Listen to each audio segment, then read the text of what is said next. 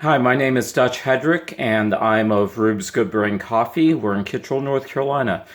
And I just wanted to make a little impromptu video, and in it, I'd like to demonstrate how I make coffee or how I've been making coffee recently, which is rather than use a French press, I've been using a pitcher, just a measuring cup essentially. And the reason why I've done this is because I actually broke the carafe that I used to use to make coffee in. And that's fine, however. Now, rather than going out and getting a French press right away, I want coffee at that time. So I just need to figure something else out. And at this time, I actually ran out of pitchers or filters too. So I was in a real dilemma. So what I decided to do was I needed something from which I could pour easily. So I got, and since I was making coffee for my wife as well as for myself, I needed something big. Okay, now I have the clever. However, the clever I have only makes essentially 16 ounces of coffee at a time. So that's only enough for 2 small cups of coffee. And so anyway, rather than do that, I want to try this method instead. And I've been doing it for a few days and found that it works for me for what it is. So what it is it's essentially James Hoffmann's French press technique. However, I'm not using a French press. I'm just using this measuring cup. Now, what I'm going to do here is I'm going to make essentially two, I would say around 12-ounce cups of coffee. And you see I've got my mugs right here. And I've ground 50 grams of coffee. And as he states, I'm not doing it super coarse like most people would suggest. Instead, I've ground it sort of a medium grind, maybe a little finer than medium. And what I find brilliant about Hoffmann's technique is he's essentially doing coffee the way coffee professionals do when they're cupping coffee. Okay. Now, when you're cupping, you just get essentially 12 ounces of coffee and you grind it into a little cup. And then you pour 200 grams of water over it, hot water, and you let it sit. And then after a while, about 4 minutes, you break the crust. Okay, and that stops the brewing technique. Then what we do is we take a couple of spoons and we will scrape off the top. And as we're doing that, the grounds are continuing to settle all around.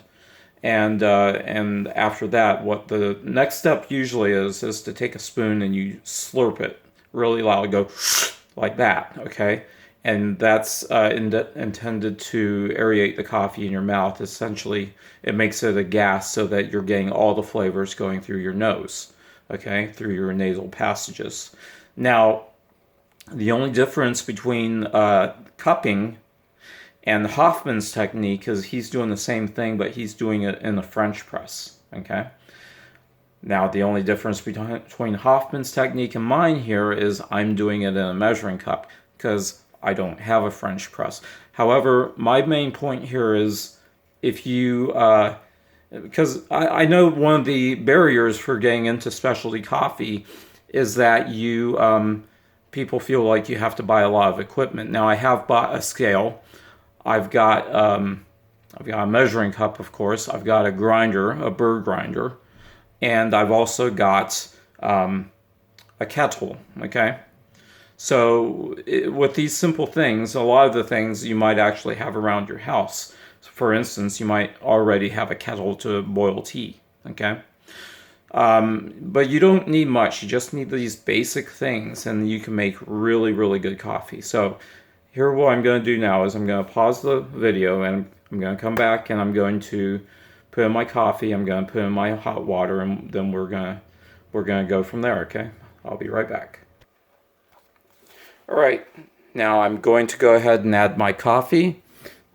Got my scale on, and it's tiered. So I've got 50 grams the freshly ground coffee that I just put in there. Okay, now I'm going to get the water. Alright, here's the water, and I'm tearing the scale, and I'm going to pour in essentially 667 grams of water. And as you might be able to see in the shot, maybe not, but I do not have a fancy gooseneck kettle. Although those would be nice, I'm not really going for precision here. I'm going for speed. Okay, so here's my kettle. Just this simple kettle, okay? And I'm going to wait here for, let's see, 4 minutes. And I'm going to take it off. Okay. Now, as you can see, it's formed a bit of a crust on top. And let me get good that well in focus. And that's just going to sit there for 4 minutes, okay?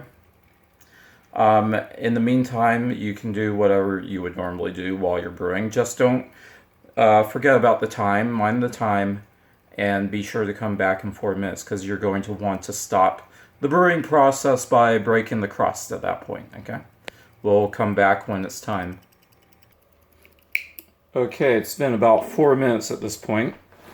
So, what I've got here are 2 large spoons, and I'm going to break the crust. And I just give it about 3 stirs here, just enough to, excuse me, just enough to get it to where that is what you're seeing there. And then at that point, I'm going to take those 2 spoons. I'm going to scrape that sort of scummy stuff off the top. Okay, as you can see. And this is just something you would naturally do when you're cupping coffee. And as I said before, coffee professionals do it all the time. When I was working at a roastery, and I've worked at a couple, we would do this at least once a week. Sometimes once a day, depending on how much time we had. And we would always try to cup as much as we could, because that was the way we maintained quality control. And what's great about cupping coffee is that's the best way to ensure that you're tasting up the coffee itself and you're not tasting the brewing technique. So you see what's left there. There's not much of that scum on the top anymore, okay? And essentially those bubbles and all, those are all proteins, which are kind of bitter, and you don't really want that anyway, so. And now we're just going to wait a bit. We're going to wait a little more, maybe about 4 minutes. And this is what you would do when you're cupping coffee as well, because the bits that are suspended in the coffee are all going to settle down to the bottom. And generally, when you're cupping coffee, I mean, it used to not be this way when I started, but it got to the point where people would go ahead and let the coffee cool down for a while. And for one thing, when it's as hot as it is, you're not going to be able to taste it really well to begin with. So there's no point in burning your tongue, essentially, and you might as well let it settle down a bit, okay? So that's what we're going to do. We're just going to let it settle a bit, and we'll come back in a few more minutes. All right, we're back. So let's go ahead and pour our coffee here. Now, I want to do this gently, and the reason why is because I don't want to stir up all that sediment again. Okay. There's 1 cup there. Okay. It's probably going to be my wife's because she enjoys to have cream and sugar in hers. And it's going to be the cleaner of the two since mine's going to be the second one. So there's going to be a bit more sediment getting into the cup at this point. But that's fine because it's still going to be reasonably clean. Now the only advantage having an actual French press would give me, from what I can tell, is that I could pour a little bit more out. But honestly, I'm not really sure that that would be the case.